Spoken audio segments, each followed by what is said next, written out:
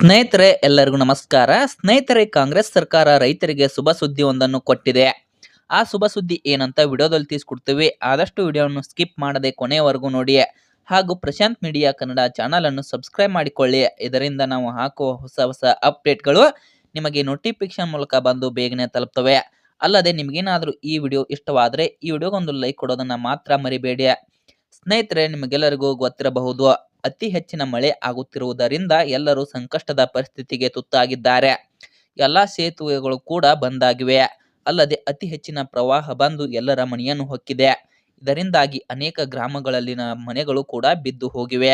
ಅಲ್ಲದೆ ನೀವು ಕೂಡ ನೋಡುತ್ತಿರಬಹುದು, ಅವರು ಸಾಕಿರುವಂತಹ ದನಕರುಗಳು ಕೂಡ ನೀರಿನಲ್ಲಿ ಕೊಚ್ಚಿಕೊಂಡು ಹೋಗುತ್ತಿವೆ.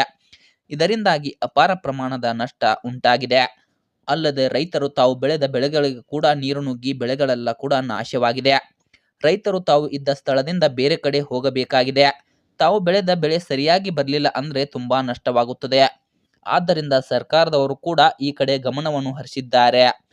ಮೊನ್ನೆ ನಡೆದಂತ ಸಭೆಯಲ್ಲಿ ಕಂದಾಯ ಸಚಿವರಾದ ಕೃಷ್ಣ ಬೈರೇಗೌಡ ಅವರು ಯಾರ ಬೆಳೆ ಎಷ್ಟು ನಾಶವಾಗಿದೆಯೋ ಅಂತವರಿಗೆ ಬೆಳೆ ಹಾನಿ ಪರಿಹಾರ ಹಣವನ್ನು ನೀಡಲಾಗುತ್ತದೆ ಅಂತಾನು ಹೇಳಿಕೆಯನ್ನು ಕೊಟ್ಟರು. ಇದರ ಸಲುವಾಗಿ 1200 ಕೋಟಿ ಅನುದಾನವನ್ನು ಬಿಡುಗಡೆ ಮಾಡಲಾಗುವುದು ಎಂದರು. ಅಲ್ಲದೆ ಇದಕ್ಕೆ ಸಿಎಂ ಸಿದ್ದರಾಮಯ್ಯನವರು ಒಪ್ಪಿಗೆಯನ್ನು ಸೂಚಿಸಿದ್ದಾರೆ ಅಂತ ಕಂದಾಯ ಸಚಿವರಾದ ಕೃಷ್ಣ ಬೈರೇಗೌಡ ಅವರು ತಿಳಿಸಿದ್ದಾರೆ.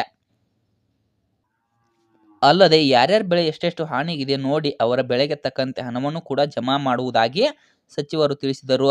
ಅಲ್ಲದೆ ಈಗಾಗಲೇ ಕೆಲವು ರೈತರ ಖಾತೆಗೆ ಬೆಳೆ ಹಾನಿ ಪರಿಹಾರ ಹಣ ಜಮಾ ಆಗಿದೆ. ನಿಮಗೂ ಎಷ್ಟು ಹಣ ಬಂದಿದೆ ಅಂತ ಕಮೆಂಟ್ ಮಾಡಿ.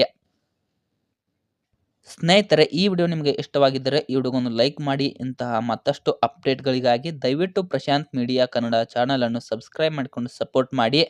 ಲೈಕ್ ಮಾಡಿ, ಕಮೆಂಟ್ ಮಾಡಿ, ಹಾಗೆ ಶೇರ್ ಮಾಡಿ. ಎಲ್ಲರಿಗೂ ಉಪಯೋಗ ಆಗಲಿ. ಮತ್ತೆ ಮುಂದಿನ ವಿಡಿಯೋದಲ್ಲಿ ಸಿಗೋಣ.